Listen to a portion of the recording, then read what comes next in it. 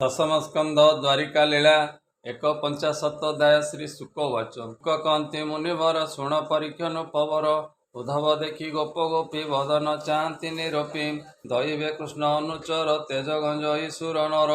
आजानुलंबे निभुज कमल प्राय चक्षुतेज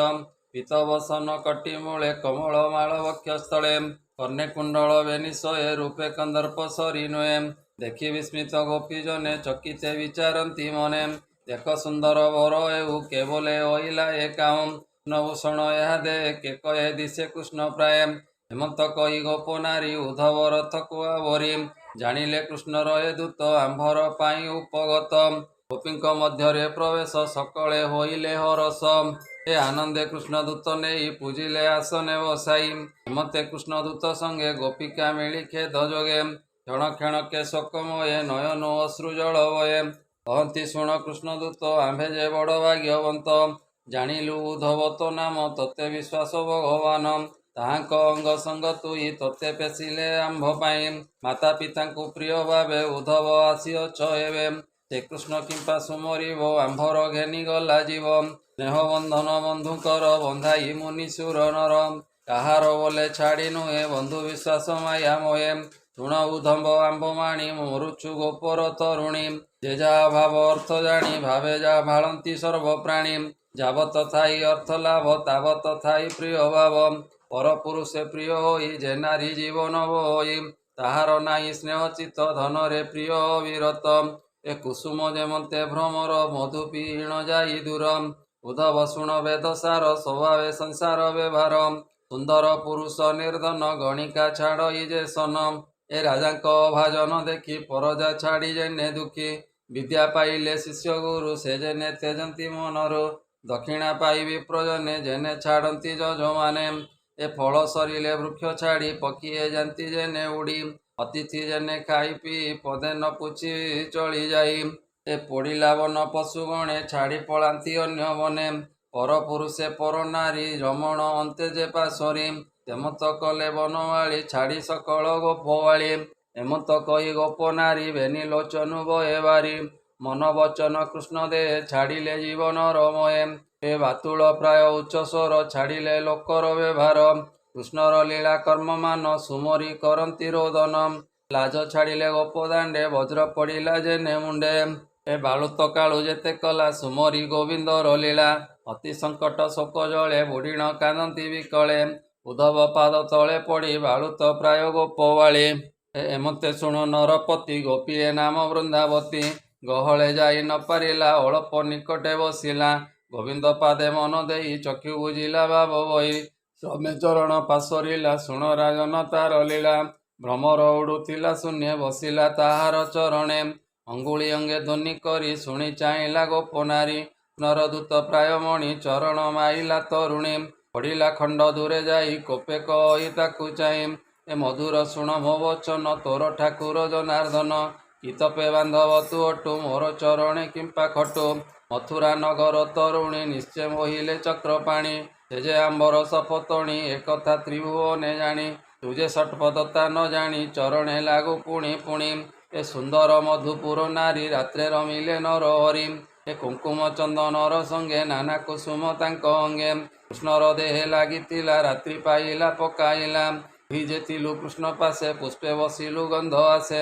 ମଧୁ ଚୁମ୍ବନ କଲୁ ସୁଖେ କୁଙ୍କୁମ ଲାଗିଅଛି ମୁଖେ ଏଣୁ ତୋର ଲାଜ ନାହିଁ ଚରଣେ ଲାଗୁ କାହିଁ ପାଇଁ କୃଷ୍ଣରେ ନାହିଁ ମୋର କାର୍ଯ୍ୟ ତାହାଲେ ହୋଇଲୁ ନିର୍ଲଜ ହରିସନ୍ଦସ ଯେବେ ଘେନି ହୋଇଲୁ ହୋଇ ପତଶ୍ରମୀ ତାର ପ୍ରସଙ୍ଗେ କାର୍ଯ୍ୟ ନାହିଁ କହତୁ କୃଷ୍ଣ ଆଗେ ଯାଇ ଏ ମଥୁରା ନାରୀଙ୍କର ମନ ରଞ୍ଜାଇ କରୁ ସୁପ୍ରସନ୍ନ ଯଦୁ ସଭାରେ ତାର ମନ ଭାବେ ଜାଣନ୍ତି ସର୍ବଜନ ତାହାର ଦୂତ ଅଟୁ ତୁଇ ତୋହର ମୁଖେ ଲାଜ ନାହିଁ ଏବେ ମୋ ବଚନ ଭ୍ରସଳ ଶୁଣିଲେ ହୋଇବୁ ବିକଳ ଏ ଯମୁନା କଦମ୍ବର ତଳେ ରାତ୍ରେ ବସିଲା କାମ ବଳେ ସେଠାରେ ବେଣୁନାଦ କଲା ଆମ୍ଭର ଜୀବନ ହରିଲା ସଂସାର ଛାଡ଼ି ତା ନିକଟେ ମିଳିଲୁ ଯମୁନାର ତଟେ ଅନେକ କରାଇ କଷଣ ପ୍ରସନ୍ନେ କଲା ଲିଙ୍ଗନ ସେର ସେ ଆମ୍ଭକୁ ମୋହିଲା ଆମ୍ଭର ମୁଖେ ଚୁମ୍ବ ଦେଲା ବଳେ ଅଧର ପାନ ଦେଇ ମଥୁରା ଗଲା ସେ ପଳାଇ ତୁ ଯେନେ ପୁଷ୍ପ ମଧୁ ଖାଉ ନିବିଡ଼େ ଆଲିଙ୍ଗନ ଦେଉ ପଳାଇ ନ ସମ୍ଭାଳୁ ତା ତେମନ୍ତ କୃଷ୍ଣର ସେନା ତାହାର ପାଦେ ଅନୁବ୍ରତେ କମଳା ଖଟଇ ଯେ ମତେ ମାୟା ମୋହନ କଥା କହି ଲକ୍ଷ୍ମୀର ମୁଖ ସେ ବାନ୍ଧଇ ଏ ତୃଷାହରର କାମ ବଳେ ତେଣୁ କମଳା ତାର କୋଳେ କିସ ପାଇବୁ ମୋର ପାଶେ ତା ପାଶେ ଯାଅ ତୁଅ ରସେ ଆମ୍ଭର ନାହିଁ ଘର ଦ୍ୱାର କି ତୋତେ ଦେବୁ ଉପହାର ସେ ତୋତେ ଇଷ୍ଟ ବଳ ଦେବେ ମଥୁରା ଯାଅ ତୁ ଯେବେ ସେଠାରେ ଚତୁରୀ ଯୁବତୀ ଅନେକ ପାଦେ ଖଟିଛନ୍ତି ଦୁର୍ଲଭ ନୁହଁଇନା ତାର କୋଟିଏ କାମ ଅବତାର କପଟି ସୁନ୍ଦର ବଦନ ହସ କଟାକ୍ଷେ ମୋହେ ମନ ସେ କୃଷ୍ଣ ପଦରକ ଆସେ କମଳା ଖଟିଥାନ୍ତି ପାଶେ ଆମ୍ଭର ଯୋଗେ ନାହିଁ ଅନ୍ତ ତାହାର ମହିମା ଅନନ୍ତ ତଥାପି ଶୁଣ ଏ ଭ୍ରମର କୃଷ୍ଣ ଯେ କରୁଣା ସାଗର ଦରିଦ୍ର ଲୋକେ ଯାର ଦୟା ତାହାକୁ କହି ପୁଣ୍ୟ ଦେୟା ତୁମର ଛାଡ଼ ଏ ଚରଣ ଜାଣିଲି ତୋର ଦୂତପଣ ମୁକୁନ୍ଦ ବୋଲେ ଚାଟୁବାଣୀ ମୋହର ଆଗେ ପୁଣି ପୁଣି ଏ ବୋଧିବା ପ୍ରାୟ ତୋ ଭରସା ଖଣ୍ଡିଲେ ନ ପୁରେ ମୋ ଆଶା ତୁ ଏବେ ଛାଡ଼ ମୋ ଚରଣ କିସ କହିବୁ ତାର ଗୁଣ ପତିତ ନୟ ଇଷ୍ଟ ଭାଇ ଆମ୍ଭେ ତେଜିଲୁ ତାର ପାଇଁ ତାହାର କଲା କର୍ମମାନ ମନେ ପଡ଼ିଲେ ବୁଢ଼େ ଜ୍ଞାନ ହରିଙ୍କୁ କଲୁ ବଡ଼ୁ ସ୍ନେହ ସେ ପୁଣି ଏତିକି ନିର୍ଦ୍ଦୟ ଏ ହରିଙ୍କୁ କଲୁ ବଡ଼ ସ୍ନେହ ସେ ପୁଣି ଏଡ଼ିକି ନିର୍ଦ୍ଦୟ ବ୍ୟାଧ ଦେଶନେ ମୃଗ ମାରି ଶବଦେ ଘଣ୍ଟି ଚାଳେ ଧରି ତାହାର ନାଦ ଶୁଣି କନେ ଲୋଭେ ମିଳନ୍ତି ପଶୁଗଣେ ତାହାର ବାଣେ ହତ ହୋଇ ବିକଳେ ବନେ ସେ ପଳାଇ ଏ ରୁଧିର ଧାର କଳେବର ଜୀବନ ଛାଡ଼ଇ ତାହାର ହେମନ୍ତ କଲା ନନ୍ଦ ବୋଳା ଆମ୍ବ ଦେହରେ ନଖ ଦେଲା ବ୍ୟାପାର କରନ୍ତେ ତା ଦେଖି ବିକଳେ ବୁଝୁବେ ନିଆକି ଜୀବନ ତା ହେତୁ ରହି କର ଚରଣ ନ ଚଳଇ ଆମ୍ବ କୁମାରୀ ଦାମୋଦର ରହିଲା ମଥୁରା ନଗର ଏ କହୁ ନ ସରେ ତାର କଥା କୃଷ୍ଣ ସନ୍ଦେଶ ମନେ ବ୍ୟଥା ହେମନ୍ତ ଭ୍ରମରକୁ ଚାହିଁ ପୁଣି ଭୋଲଇ ଭ୍ରମ ହୋଇ ଏ ଗୋବିନ୍ଦ ସଖା ଅଟୁ ତୁଇ ଛାଡ଼ି ହୋଇଲୁ କାହିଁ ପାଇଁ ପ୍ରିୟ ପେଶିଲା ମୋର ପାଇଁ ମାଗ ତୁ କିସ ଦେବି ମୁଇଁ ଏ ଗୋପପୁରେ ଅଛି ମୁଇଁ କେମନ୍ତ ଘେନି ଯିବୁ ତୁଇ ଛାଡ଼ି ନ ପାରି ତାର ସଙ୍ଗ ଲଭିବୁ ପୂର୍ବ ଅଙ୍ଗ ଭୋଗ ଲକ୍ଷ୍ମୀ କଟନ୍ତି ପାଦ ତଳେ ମଥୁରା ନାରୀଙ୍କର ମେଳେ ଶୁଣ ଭ୍ରମର ମୋ ଉତ୍ତର କୃଷ୍ଣ ଯେ ଗଲା ମଧୁପୁର ଅଛିଟି ଶ୍ରୀକୃଷ୍ଣ କୁଶଳେ ଭାଇ ବଳରାମଙ୍କ ମେଳେ ପିତା ଜନନୀ ଗୋପକୂଳେ କୃଷ୍ଣ କି ସୁମରଇ ବୋଲେ ଆମ୍ଭର କଥା କୃଷ୍ଣ ମୁଖେ ଭ୍ରମର ଶୁଣିଛୁ କି ସୁଖେ ଅଗୁରୁ ପ୍ରାୟ କବାସଇ କୃଷ୍ଣର ଭୁଜ ଦଣ୍ଡ ଦୁଇ ଏ ଉରେ ବହିବୁ ତାହା କେବେ ଅନାଥ ନାଥ ଏବେ ଯେବେ ତେବେ ଛାଡ଼ିବୁ ଅଭିମାନ କହିଣ ହୋଇଲା ମହୁନ କବାଚ ଏ କହନ୍ତି ବ୍ୟାସଙ୍କ ନନ୍ଦନ ରାଜନ ଶୁଣ ସାବଧାନ ନରତ ହିଁ ଦୃଢ଼ ଭାବ ଗୋପୀଙ୍କୁ ଦେଖିଲା ଉଦ୍ଧବ ସେ ହରି ଆଜ୍ଞା ଗୋପ ମଧ୍ୟେ ଉଦ୍ଧବ କହନ୍ତି ଆନନ୍ଦେ ଉଦ୍ଧବ ବାଚନ ଏ ଶୁଣଗ ସର୍ବ ଗୋପୀଜନ ତୁମ୍ଭ ଜୀବନ ଅତି ଧନ୍ୟ ସକଳ ଲୋକେ ତୁମ୍ଭ ପୂଜା କି ପଟାନ୍ତର ଦେବା ତୁ ଦୁଜା ଏ ଗୋବିନ୍ଦ ପଦେ ତୁମ୍ଭ ମନ ନିଶ୍ଚଳେ ହୋଇଲା ନିମଗ୍ନ ବ୍ରତ ସାଧନ ଦାନ ତପ ହୋମ ତର୍ପଣ ଧ୍ୟାନ ଜପ ପ୍ରାଣ ସଂଯମ ଯୋଗ ମତେ ଆବର ସତକର୍ମ ଯେତେ ବିଷ୍ଣୁର ଭକତି ସାଧନ ଏଣୁ ନିର୍ମଳ ତୁମ୍ଭ ମନ ଏ ଗୋବିନ୍ଦ ପାଦେ ତୁମ୍ଭ ଚିତ୍ତ ନିବିଡ଼େ ନିତ୍ୟ ଉପଗତ ଏ ବିଷ୍ଣୁରେ ଭକତି ତୁମ୍ଭର ମୁନି ମାନବେ ଅଗୋଚର ମନୁଷ୍ୟ ଜନ୍ମେ ଏତେ ଭାବ ବ୍ରହ୍ମାଣ୍ଡ ମଧ୍ୟ କେ ପାଇବ ତନ୍ମୟ ଗତି ଦେହ ଭାବ ସୁଜନ ଜନକ ବାନ୍ଧବ ଛାଡ଼ି ଭଜିଲ କୃଷ୍ଣ ପାଦେ ଦୁଃଖ ଖଣ୍ଡିଲ ଅପ୍ରମାଦେ ହେମନ୍ତେ ଭାବ କୃଷ୍ଣ ତହିଁ ଦେବେ ପାଇବେ ଅବା କାହିଁ ତୁମ୍ଭର ହରି ଭାବ ଦେଖି ନିର୍ମଳ କଲି ଚର୍ମ ଆଖି ଶୁଣ ଗୋବିନ୍ଦ ଆଜ୍ଞା ଧୀରେ କହିଲେ ତୁମ୍ଭର ଚାମୁରେ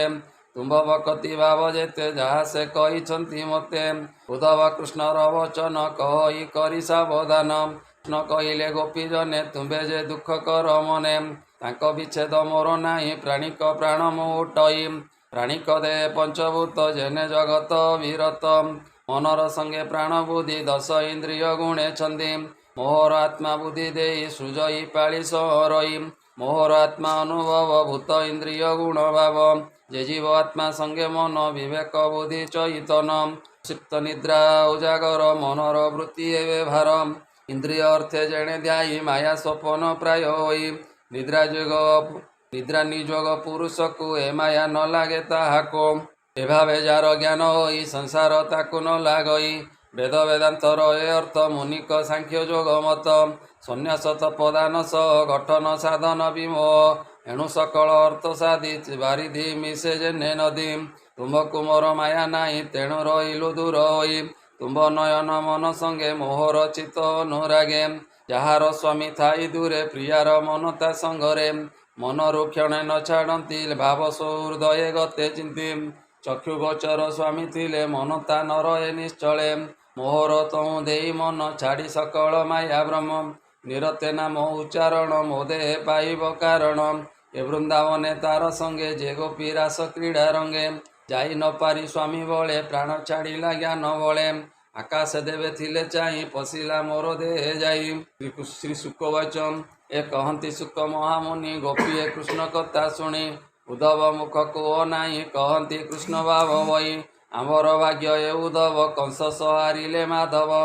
ଆବର ଦୁଷ୍ଟ ଦୈତ୍ୟ ମଲେ ଯଦୁଙ୍କୁ କଷ୍ଟ ଦେଉଥିଲେ ସକଳ ଅର୍ଥ ସିଦ୍ଧ କରି ସୁଖେ ଅଛନ୍ତି ରାମ ହରି ମଥୁରା ନାରୀଙ୍କର ମଧ୍ୟ ଶ୍ରୀକୃଷ୍ଣ ଅଛନ୍ତି ଆନନ୍ଦେ ଆମ୍ବର କଥା କ୍ରୀଡ଼ା ରଙ୍ଗେ ଗୋବିନ୍ଦ କହେ କି ପ୍ରସଙ୍ଗେ ଯାହାଙ୍କ ସ୍ନେହ ଭାବ ଘେନି ଛାଡ଼ିଲା ଗୋପର କାମିନୀ ଶ୍ରୀବୃନ୍ଦାବନେ ରାତ୍ରି କାଳେ କୁନ୍ଦ କୁସୁମ ପରିମଳେ ନୂପୁର କିଙ୍କିଣୀ ଶବଦେ ଚାରୁଣ ଥିଲେ ଗୋପୀ ବୃନ୍ଦେ ଏ ଆମ୍ବର ସଙ୍ଗେ ରମୁତାଇ ତାହା ମନରେ ନ କରଇ ତେଣୁ ଏ କଥା ତୋତେ କହୁ ତାହାର ଭାବରୁ ଦେବ ଉଦ୍ଧବ କହ ନିଶ୍ଚୟ ସତ୍ୟ ଗୋପେ କି ଆସିବେ ଅନନ୍ତ ତାହା ବି ରହେ ଆମ୍ବ ଦେହ ଅନଙ୍ଗ ଦେବେ ଉମ ଆଶ୍ୱାସ କରିବେ ନିକରେ ଜୀବନ ଦେବେ କି ଆମ୍ବରେ ବରଷା କାଳ ପାଇ ଯେନେ ପଲ୍ଲବ ଅନ୍ତି ତରୁମାନେ ଏ କଂସ କୁମାରୀ ରାଜ୍ୟ ପାଇ ରାଜା ହୋଇଲେ କୃଷ୍ଣ ତଇଁ ରାଜକନ୍ୟାକୁ ଏବେ ବିବାହ ଯାଦବ ବଂଶ ମଧ୍ୟ ଶୋଭା ସେ କାହିଁ ଗୋପକୁ ଆସିବ ତୁ ପୁଣି ଜାଣିବୁ ଉଦ୍ଧବ ତବାବେ ଆମ୍ବେ ବନଜାରୀ ଲକ୍ଷ୍ମୀ ଯାହାର ପରିବାରୀ ସେ ପୁଣି ନାରୀଙ୍କ ଆୟତ ତାର ବଚନେ ନାହିଁ ସତ୍ୟ ପିଙ୍ଗଳା ନାମେ ବେଶ୍ୟା ଥିଲା ତାହାର ଆଶା ବିହଳିଲା ନିରାଶ ହୋଇ କାମ ସରେ ପଶିଲା ଗୋବିନ୍ଦ ଶରୀରେ ଗୋବିନ୍ଦ ଲୀଳା ରସ ପାଇ ଆମ୍ବେ ଗୋପୀଏ ତୋଷ ହୋଇ ଯେତେ ଦିବସ ନନ୍ଦପୁରେ ଉଦ୍ଧବ ରହିବେ ନିର୍ଭରେ ନଚରିତର ସମୟ ଗୋପୀ ମଣିଲେ କ୍ଷଣ ପ୍ରାୟ ନଦୀ କାନନ ଗିରି ତଟେ କୁସୁମ ତରଙ୍ଗ ନିକଟେ ଉଦ୍ଧବ ଜ୍ଞାନୀ ଗୋପ ନାରୀ ଦେଖନ୍ତି କରେ କର ଧରି ଏ ଦେଖ ଉଦ୍ଧବ କୃଷ୍ଣ ଲୀଳା ଜହିଁ ଯେ ମନ୍ତ କର୍ମ କଲା ଗୋପୀଙ୍କୁ ରାମ କୃଷ୍ଣ ଭାବ ଆନନ୍ଦେ କହଇ ଉଦ୍ଧବ ଏ ଗୋପୀଙ୍କ ପାଦ ତଳେ ପଡ଼ି କହେ ଉଦ୍ଧବ କର ଯୋଡ଼ି ଉଦ୍ଧବ ବଚନ ଏ ତୁମ୍ଭେ ଗୋ ସର୍ବ ଗୋପୀ ଜନ ଏ ମହି ତଳେ ଜାତ ଧନ୍ୟ ଦେବେ ନ ଜାଣନ୍ତି ଯାହାକୁ ତୁମ୍ଭେ ଗୋ ପାଇଲ ତାହାକୁ ରାସ ଉତ୍ସବେ ଏକ ମେଳି କୃଷ୍ଣ ସଙ୍ଗରେ କଲ କେଳି ଏ ସ୍ଥନ ବଦନ କରେ ଚାପି ଛାଡ଼ିଲ ତିନି ତାପ ଗୋପୀ ତାହାଙ୍କ ପାଦ ପଦ୍ମ ଦୁଇ ନିଶ୍ଚିନ୍ତେ ହୃଦରେ ଲଗାଇ କୃଷ୍ଣର ଗୀତ ନାଦ ଶୁଣି ମୋହେ ମଜିଲେ ଗୋପାଳୁଣୀ ଆଶା ବଢ଼ାଇ କୃଷ୍ଣ ଦେ ଛାଡ଼ି ନ ପାରି ମାୟା ମୋହେ କେମତେ ଛାଡ଼ିବ ମୁରାରୀ ବ୍ରହ୍ମାନ୍ଦିଛନ୍ତି ଆଶ୍ରେ କରି ନଦୀ ପର୍ବତ ବନ ଦେଶ ଶୁଭଇ ବେଣୁନାଦ ଘୋଷ ରାମର ତୁଲେ ଯାହା କଲା ଅନେକ ବୃନ୍ଦାବନେ ଲୀଳା ଏଣୁ ସେ କୃଷ୍ଣ ଭାବ ଜାଣି ମନ ଦହଇ ପୁଣି ପୁଣି ଦକ୍ଷିଣ ପାଦ ପଦ୍ମ ଛାୟା କେମତେ ପାଶୋରି ଭୂତା ଲଳିତ ଗତି ଆସ ରଙ୍ଗେ କୃଷ୍ଣ ଯେ ନାଚୁଥାନ୍ତି ରଙ୍ଗେ ମଧୁର ବଚନ ମୋହନ କେମତେ ପାଶୋରି ଭୁମନ ସେ ଯେ ଅନାଥ ନାଥ ହରି ଆରତ ଭଞ୍ଜନ ମୁରାରୀ ଆମ୍ବର ଦେଖୁଅଛ ଦୁଃଖ ଗୋପୀଙ୍କୁ ଶୋକ ଜଳୁ ରଖ ଶ୍ରୀ ଶୁକ ବଚନ ଏ କହନ୍ତି ଶୁକ ବ୍ରହ୍ମଚାରୀ ତାପ ଛାଡ଼ିଲେ ବ୍ରଜ ନାରୀ କୃଷ୍ଣ ସନ୍ଦେଶେ ମନ ସ୍ଥିର ପଢ଼ିଲେ ଉଦ୍ଧବ ପୟର କୃଷ୍ଣର ପାଦ ମନେ ଧରି ଉଦ୍ଧବ ସଙ୍ଗେ ବ୍ରଜ ନାରୀ କେତେ ହିଁ ଦିନ ଗୋପେ ସ୍ଥିତ ପବିତ୍ର ହୋଇଲା ଜଗତ ମତେ ହୃଦେ ଧରି ଭାବ ମଥୁରା ଗଲେ ସେ ଉଦ୍ଧବ ଗୋପୀଙ୍କୁ ଆଜ୍ଞା ମାଗି ସ୍ଥିରେ ନନ୍ଦ ଯଶୋଦାଙ୍କ ପୟରେ ଗୋପୀଙ୍କୁ ଆଲିଙ୍ଗନ ଦେଇ ରଥେ ବସିଲେ ତୋଷ ହୋଇ ଗୋପାଳେ ନନ୍ଦ ଆଦି କରି ଦେଲେ ସେ ନାନା ଦ୍ରବ୍ୟ ଭରି ଏ ଉଦ୍ଧବ ପାଶେ ନନ୍ଦ ଆଗେ କହନ୍ତି ଅଶ୍ରୁ ଗଦ ଗଦେ ଗୋପିକା ବଚନ ଏ ଆମ୍ଭର ମନେ ବାଞ୍ଛା ଯେତେ ସଂକଳ୍ପ ନିତ୍ୟ ହୃଦ ଗତେ ସେସବୁ କୃଷ୍ଣ ପାଦେ ତାଉ ତା ନାମ ଧରି ଦିନ ଯାଉ ଆମ୍ବ ଚୈତନ୍ୟ ତାଙ୍କ ପାଦେ ନିରତେ ଥାଉ ଅପ୍ରମାଦେ ଆମ୍ଭେ ଯେ କର୍ମ ମାଗେ ଭୂମି ଫୁଟି ହଇଲୁ ପତ ଶ୍ରମୀ ଈଶ୍ୱର ମାୟା ଚକ୍ରେ ପଡ଼ି ଜନ୍ମ ମରଣ ପତ ଉଡ଼ି ବିବେକ ଜ୍ଞାନ ଉଦେ ଗତି ପାଇବୁ କୃଷ୍ଣ ପାଦେ ଶ୍ରୀ ଶୁକବାଚନ ଏ କହନ୍ତି ବ୍ୟାସଙ୍କର ସୁତ ଉଦ୍ଧବ ଗୋବିନ୍ଦର ଦୂତ ଏ କହନ୍ତି ବ୍ୟାସଙ୍କର ସୁତ ଉଦ୍ଧବ ଗୋବିନ୍ଦଙ୍କ ଦୂତ ନମୀଣ ଗୋପୀଙ୍କର ପାଦେ ମଥୁରା ଗଲା ଅପ୍ରମାଦେ ଉଦ୍ଧବ ପଥ ମାର୍ଗେ ଭ୍ରମୀ ଫୁଟି ବହୁତ ପଥ ଶ୍ରମୀ ଗୋପୀ ଗୋପାଳ ଭାବ ଘେନି କୃଷ୍ଣକୁ କହେ ପୁଣି ପୁଣି ବସୁଦେବର ପାଶେ ଯାଇ କହନ୍ତି ରାମକୁ ବସାଇ ଗୋପୀଙ୍କ ଉପହାର ଦ୍ରବ୍ୟ ନିକଟେ ଥୋଇଲା ଉଦ୍ଧବ ବ୍ରାହ୍ମଣ ଦାସ ଜଗନ୍ନାଥ କହିଲା ଶ୍ରୀ ଭାଗବତ इति श्रीमद्भागवते महापुराणे परमहंसं सहितं वैयासिक्यां दशमस्कन्धे उद्धव गोपिका प्रबोधने मथुरागमनं नाम 150 बोलानन्दे कुमार हरि हरि बोल।